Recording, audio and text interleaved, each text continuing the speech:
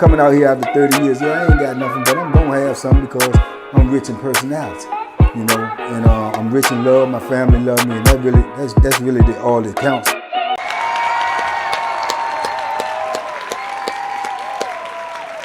Hey man, shout out everybody out there on Team Banky Pound, man. I appreciate the love. Boom, boom, boom. Look a lot crisper than Ray J's, don't it? You dig? More like Sugar Ray, you dig? But shout out to everybody out there on Team Banky Pound, man. I appreciate the love. I appreciate the support. Let's go. Let's get it, TBP Nation. We pushing this P all the way down the line. You heard me? 24/7, 365. Cannot stop. Will not stop. Straight like that. We out here. Let's go. All my members, all my subscribers, all my peoples. Salute. Let's get it. Hey, there's a whole lot of things in prison that you don't want to be. At the top of the list is somebody in there for some bad charges, especially any type of charges of, you know, messing with little people or something like that. That you do not want to be that in prison for sure. And or you don't want to be in prison and be like somebody who worked for the state, like a police or a trooper or CO or a lawyer or things like that, right? So, cause you open yourself up for extortion. Now, I was under the impression, like, it's crazy because they give them people grace. Like, say if it was an officer or police or something like that, and he got locked up for whatever, they gonna send him to another state so won't nobody know who he is because they don't want nobody to run into him and be like, man, you locked me up. You know what I'm saying? Because they're gonna be liable for that. So they give them that type of grace, which is crazy if you ask me, because you break the law, you break the law. That's what they say. You know what I'm saying? That's the way they carry it. So I don't know, but that's what they do. So it'd be hard for you to be around somebody and find out he was a officer, or police or something like that, because you know they hiding them, unless the police just tell on them because they don't like them. You know what I'm saying? Other than that, it'd be hard to find that out. But lawyers and doctors and things like that, people can find that out. So I remember I was locked up, man. They had this white guy in there, and he looked real like out of place. Like you could look at him and tell, like, what this, you know what I'm saying? But he used to be a lawyer, you understand? And somebody found out that he used to be a lawyer.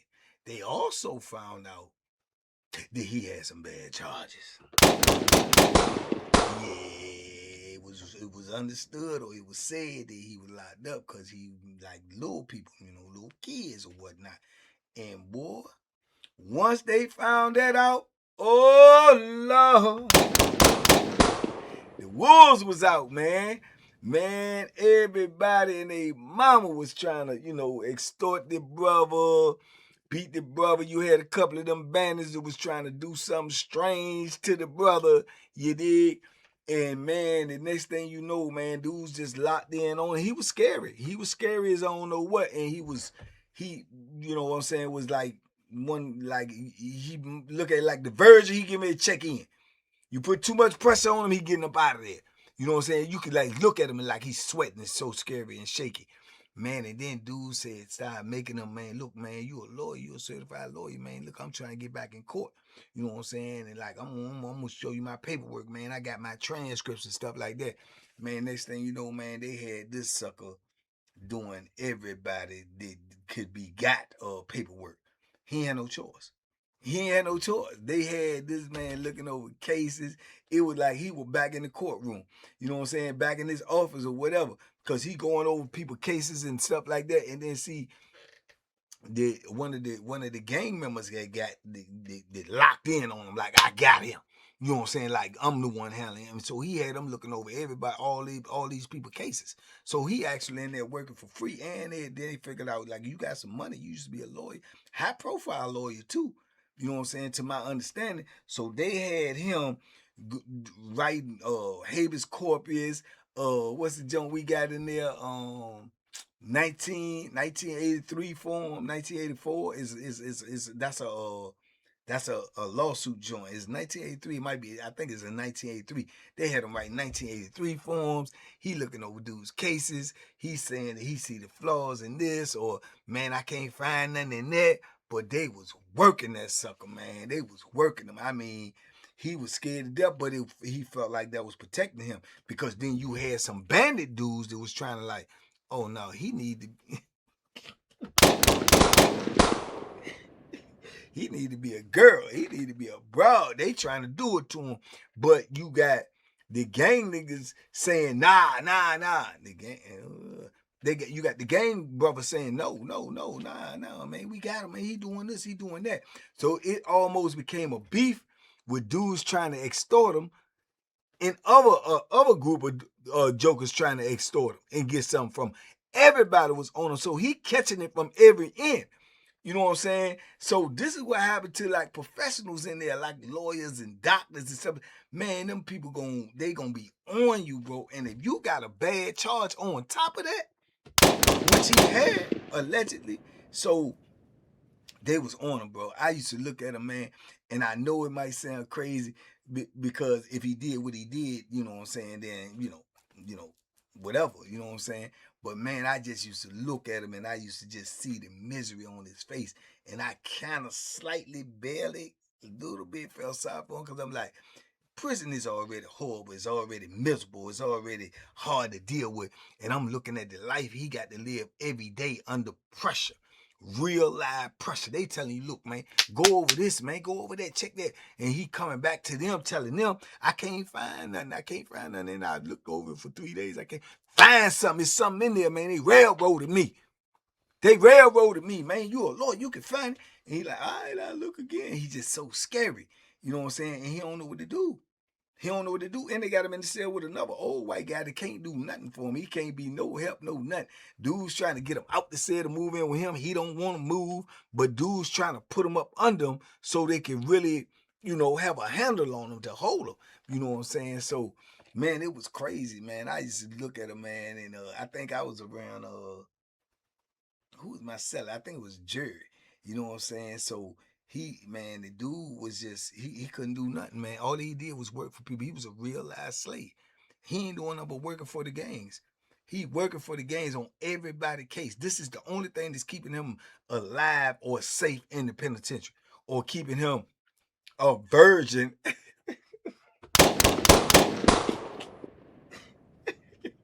and alive in the penitentiary. He got to do this. You know what I'm saying? I don't know how much time he had. I don't know how much longer he had to go. But I know, I remember the look on his face every day I seen him. It just looked like he was under tremendous pressure, like he was just stressed. You know how you could just see the stress on his face. It's like, man, I thought the brother might even try to, commit suicide or something, man. Because to wake up every day and then have somebody telling you what to do, and he was like in his 50s. But they telling him what to do, how to do, what he better do, what he cannot do. You know what I'm saying? And they telling him, if you check in, you ain't gonna come out nowhere. You know what I'm saying? We got people on every compound. You ain't coming out nowhere. You gonna stay right here and you gonna work. You know what I'm saying? You gonna get some of my brothers out. Yeah, that's what you gonna do. What you was doing out there on the street. You know what I'm saying? You went to law school, then you passed the bar. You could find some loopholes in this case. They down on them like that. You know what I'm saying? And I done been around dudes like that. I done been around dudes. I done been around doctors. I done been around dudes that used to be doctors, and then them dudes is trying to go to him and tell him, man, look, I got this right here. What's going? And they trying to make him tell them what's wrong with them, so they ain't got to pay the co-fee to go over to medical. You know what I'm saying? And then when they do go to medical and they come back and the people tell him what they said they got and what he need to take, they asking him, is that true? Is they, you know what I'm saying? And he's stuck. He can't do nothing but comply. You know what I'm saying? He can't do nothing but comply. These dudes can't do their time. Just settle in and be like, boom, boom, boom. If they find out you got a skill, lawyer, doctor, or something like that, and it ain't a lot of them, or it ain't a lot of them that I ran into this locked up, but I ran into a few. I ran in the dock up there on Wallace Ridge, well, almost the whole compound knew him. He was half of their doctor because he from that same town, that same city. But he was cuckoo for Cocoa Puffs. He had lost his whole mind. You know what I'm saying? His whole mind.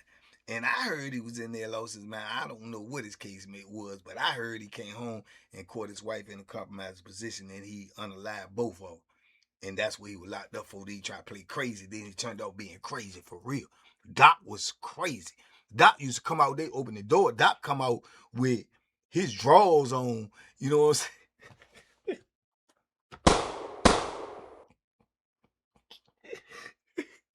Doc come out with his drawers on and a t-shirt. He had a big belly and a t-shirt setting up over top of his belly where you can see that bottom part of his belly and no shoes on and come walking and go trying to come out in the pirate wreck and go to the table. You can't even come out your cell on Wallace Beers without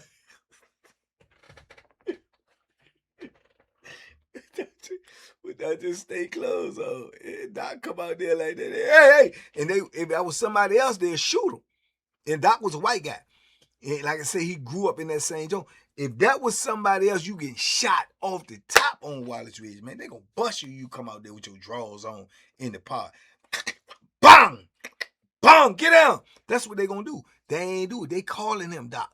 Doc, Doc. Hey, hey, Doc. Go back in your cell. Put your pants on. What? What? Go put your pants on, man. And they'll let him go back in the cell, put his pants on, and then come back out there with his pants on and throw a state shirt on, ain't got the button up or nothing, and come out that joint with still ain't got no shoes on. He barefoot, walking on the state floor. Doc was cuckoo for Cocoa Puffs, man. Then he had the celly that was eating his food because Doc had plenty of money. He had plenty of money. He was a doctor for 40 years. So he ordered the maximum of commissary every time we go to commissary. And his celly's just in there just eating what he want to eat. And Doc ain't no to the wiser or don't either. He no to the wiser or he just don't care. You know what I'm saying? He just don't care. He'll come out there with 2 or 3 cans of tuna fish and bust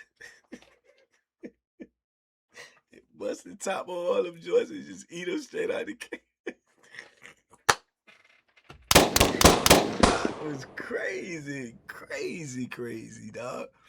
Doc was gone, but you know, they gave him respect. They gave him grace only because they knew him.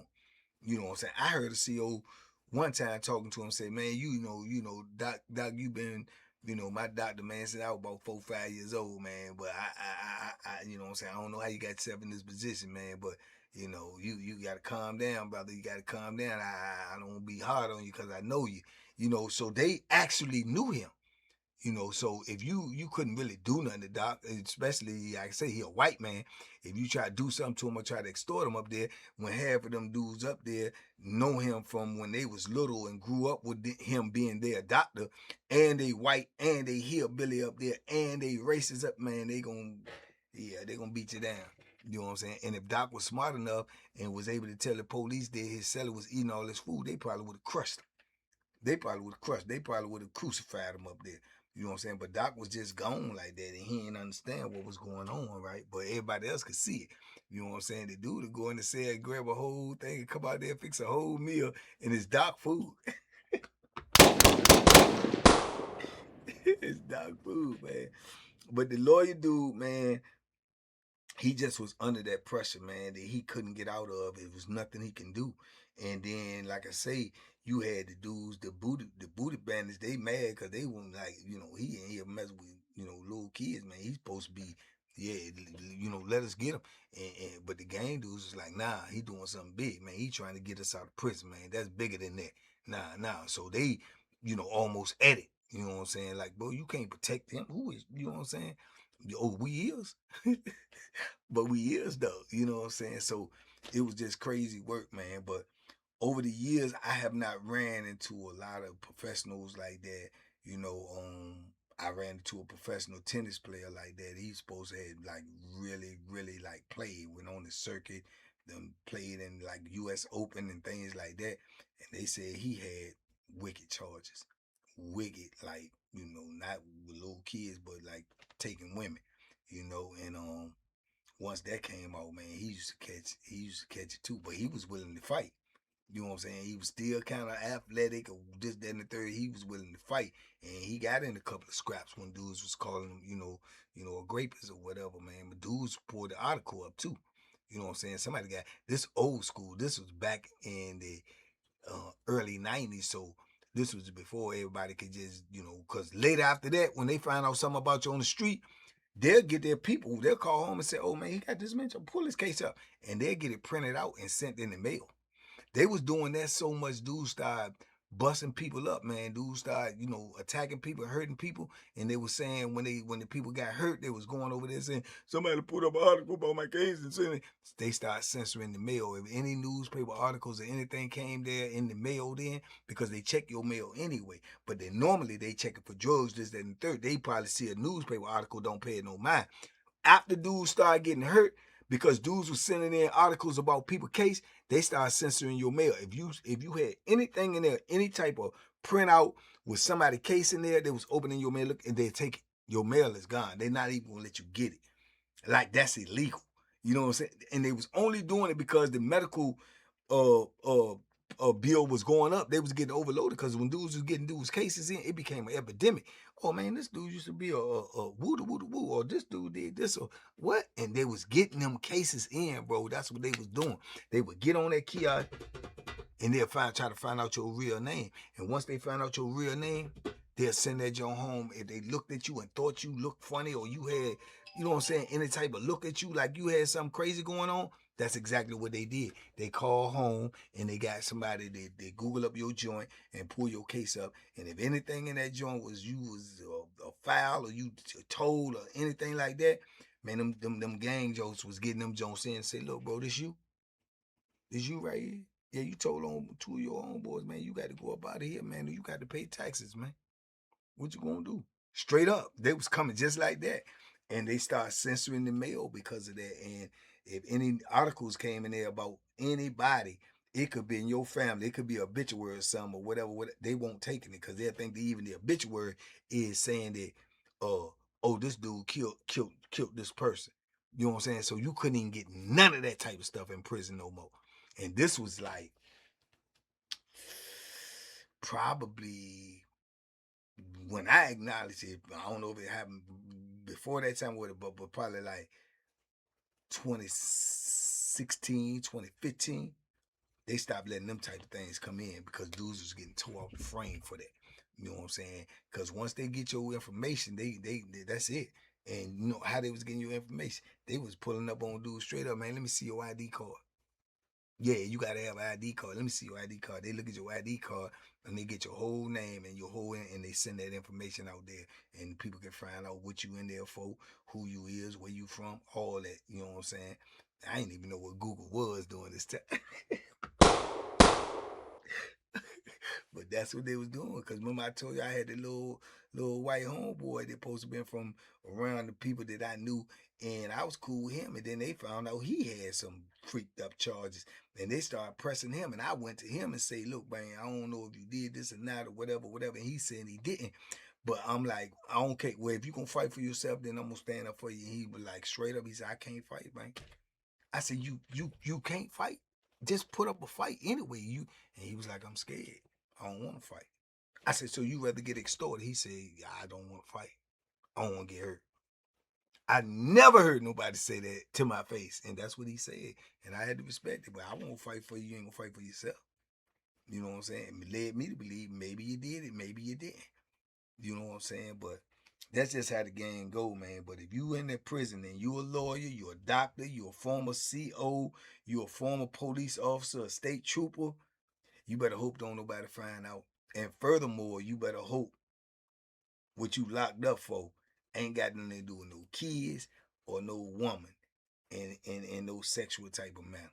You better hope not, because if so, woo, boy, hey, they gonna rain hell down on you. Yes, they gonna rain hell down on you for sure. But anyway, man, y'all talk to me in the comments. I talk back, man. Let me know. I know this video was rushed. I got a lot of things to do. I'm doing it by multitasking, but I still wanted to get in here and holler at y'all, man. So, salute. Y'all stay safe. Be smart. Make good decisions. And bang, bang, bang, bam. Duck them hooks, man. They out there. And we is too.